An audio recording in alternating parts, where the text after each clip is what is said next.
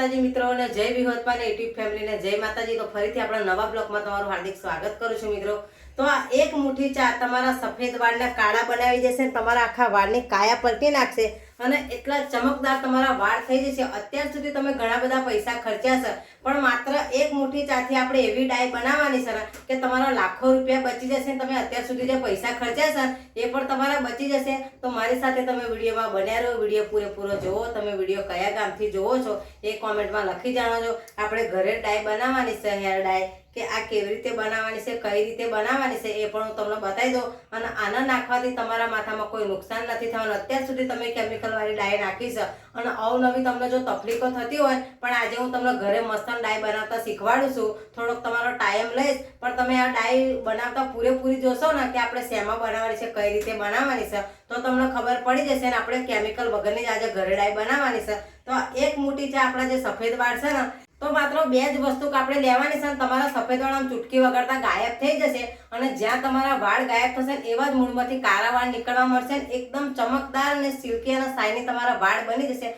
તમને આજુબાજુ વાળો પૂછવા આવશે કે કયું શેમ્પુ નાખ્યું છે, કઈ મહેંદી નાખી છે, તો તારા હેર ડાય આટલા મસ્ત થઈ ગયા છે, તારા વાળ આટલા સુંદર થઈ ગયા છે અને મજબૂત થશે અને ખરતા હશે ને એ પણ અટકી જશે। તો મારી સાથે તમે વિડીયોમાં બન્યા રહો। તો આપણે ડાય કેવી રીતે બનાવવાની છે એ પણ હું તમને બતાવી દઉં। તો ચાલો આપણે ડાય બનાવી દઈએ।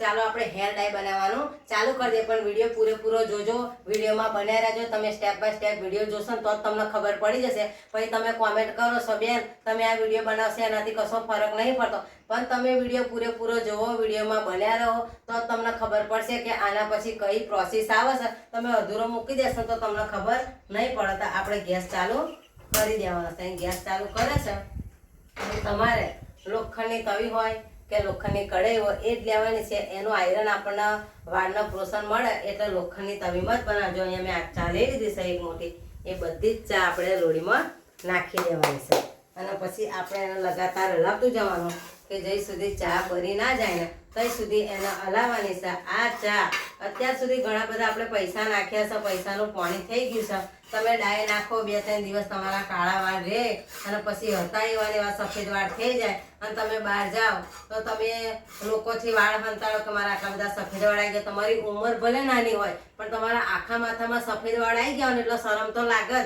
પણ હવે તમારે શરમાવાની જરૂર નહીં। તમે આપણે એકવાર આવી રીતે ડાય બનાવીને નાખશો ને તો તમારા વાળ એકદમ કુદરતી તરીકે કાળા થઈ જશે અને સફેદ વાળ તો ગાયબ થઈ જશે। તો તમારે આવી રીતે બરાબર હલાવતું જવાનું છે। અને આ જે આપણે લીધી છે ને ચા, એને બાળી અને એકદમ તમારે કોલસો કરી નાખવાની છે। અને બળ્યા પછી તમારે શું કરવાનું કે તમારી કાન જો મિક્સર મશીન હોય એની અંદર તમે પાવડર કરી નાખો, પાણી હોય એની અંદર તમે વાટી શકો છો, હવે એને પાટલી પરથી પીસી નાખવાનું એટલે મસ્ત એકદમ પાવડર થઈ જાય ને એટલે આપણા માથામાં લાગી રહે। એનાથી આપણા માથામાં કલર આવશે અને સફેદ વાળ ગાયબ થઈ જશે। તમને બધો જ પૂછવા આવશે કે આ ડાય તું કઈથી લાવી, કઈ દુકાનથી લાવી, તો આટલા વાળ કાઢે એને એકદમ બારીને કોલસો કરી નાખવાનું છે। જો અહીંયા આપણે અહીંથી વરાળો નીકળવાનું ચાલુ થઈ ગયું છે અને બરાબર અને બારી દેવાની છે આપણે। તો જોઈ લો આપણી ચા 50% બળી ગઈ છે, એની અંદરથી ધુમાડા રહ્યા નીકળવા મળે, હજુ થોડી કાચી છે ને એટલે બધીને આપણે કમ્પ્લીટ બારી દેવાની છે। એક સમ કોલસા જેવી થઈ જાય અને એને બરાબર પીસાઈ જાય ને એવી આપણે કરી નાખવાની છે। તો જોઈ લો મિત્રો એકદમ ચામાંથી નકરા ધુમાડા નીકળી ગયા છે, પણ હજુ થોડીક એને બારવા દેવાની છે। એકદમ કોલસા જેવી થઈ જાય ને આપણે હાથમાં આમ કરીશું ને એટલે એકદમ ભાગી જાય ને એવી એને બરાબર બારી દેવાની છે। આ બળશે ને તો જ આપણી ડાયનો કલર આવશે ને મસ્ત આપણી હેર ડાય બની તૈયાર થઈ જશે। આમાં કશું જ કેમિકલ નથી આવતું। તમે નાખશો ને તો પણ માથામાં તમને ઠંડક મળશે, તમારા સફેદ વાળથી છુટકારો મળશે। તો મિત્રો આપણી જે ચા હતી એકદમ કમ્પ્લીટ બળી ગઈ છે, પણ એના ધુમાડા એકદમ નીકળી જાય ને એટલે આપણે ઠંડી થવા દઈશું। ઠંડી થયા પછી તમારે મિક્સરમાં નાખો તો હોય, ફાણીમાં નાખો તો ના, વેલણ પાટલીમાં પીસી નાખો તો પણ આને ઠંડુ થવા દેવાનું છે।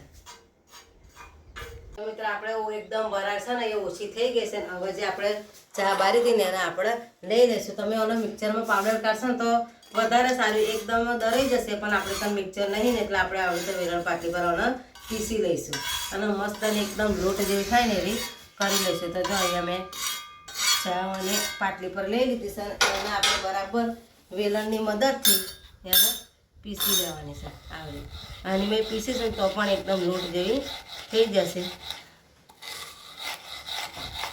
એટલે હવે બરાબર એને પીસી લઈશું ને એટલે જે મોટો ભાગ હશે ને એ પણ ભાગી જશે.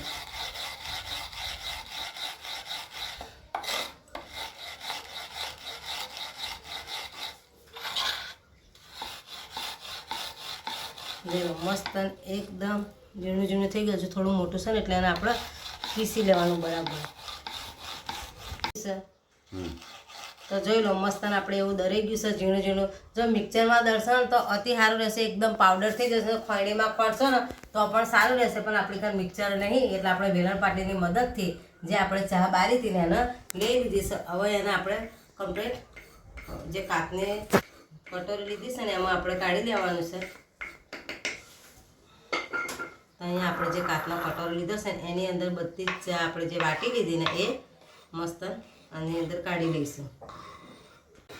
તો આપણે બધી જ ચા આપણે કાચની કટોરીમાં લઈ લીધી છે, પણ આની અંદર હવે કઈ કઈ આઈટમ નાખવાની છે એ હું તમને બતાવું. પણ મારી સાથે તમે વિડીયોમાં બન્યા રહો અને વિડીયો તમે છેલ્લે સુધી જોજો તો તમને ખબર પડી જશે. જો મસ્ત એકદમ કાળું કોલસા જેવું થઈ ગયું છે. આપણે પીસી પણ સારું લીધું છે એના.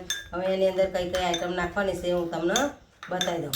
અહીંયા સૌ પ્રથમ આપણે લઈ લઈશું દૂધીનું તેલ. આ દૂધીનું તેલ તમને ટોરમાં બજારમાં મળી જાય છે. ઓનાથી આપણને માથામાં ઠંડક મળે છે અને જે સફેદ વાળ આવે છે ને એને અટકાવવામાં મદદરૂપ બને છે. એટલે આપણે અહીંયા દૂધીનું તેલ લઈ લેવાનું છે.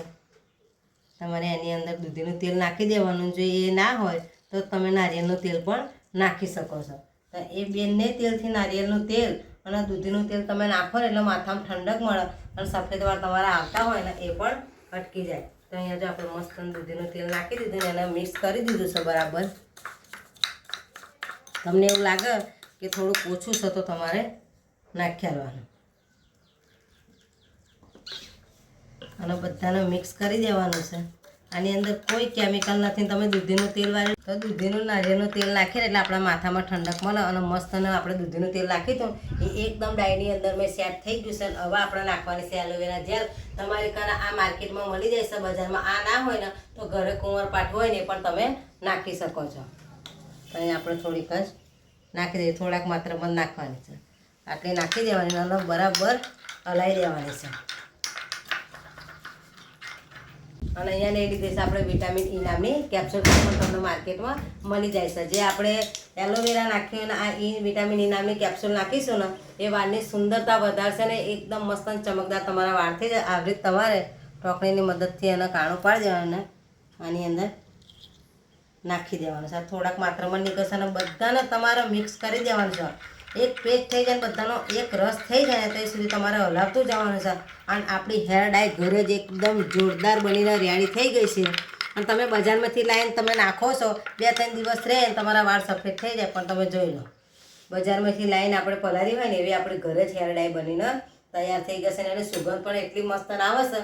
અને આને નાખતી વખતે અને આપણે કઈ રીતે નાખવાનું છે એ પણ હું તમને કહી દઉં કે તમારે નાખવાનું થાય ને એટલે તમારે કમ્પ્લીટ મસ્ત માથું ધોઈ નાખવાનું છે. માથામાં જો તમે તેલ નાખેલું રહેશે ને તો આ કલર તમને આવે નહીં. એટલે તમારા કોળા વાંકે માથામાં નાખવાની છે અને પોમતે તમારે ભરી દેવાની છે. અને બીજું કે તમારે આને નાખવાનું થાય ને તો અઠવાડિયામાં 3 વાર તમારે આનો ઇસ્તેમાલ કરવાનો છે. અને નાખ્યા પછી કમ્પ્લીટ તમારા માથામાં 4 કલાક રહેવા દેવાની છે.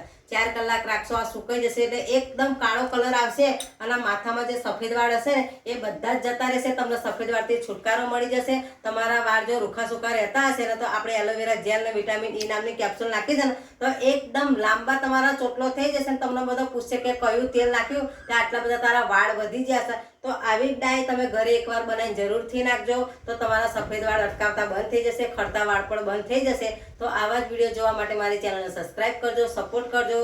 આગળનો વિડીયો હું કયા સ્ટેપ પર બનાવું તે લખી જાણો છો. મારો વિડીયો તમને સારો લાગે તો વિડીયોને એક લાઈક કરતા જજો. જય વિહોતમાં.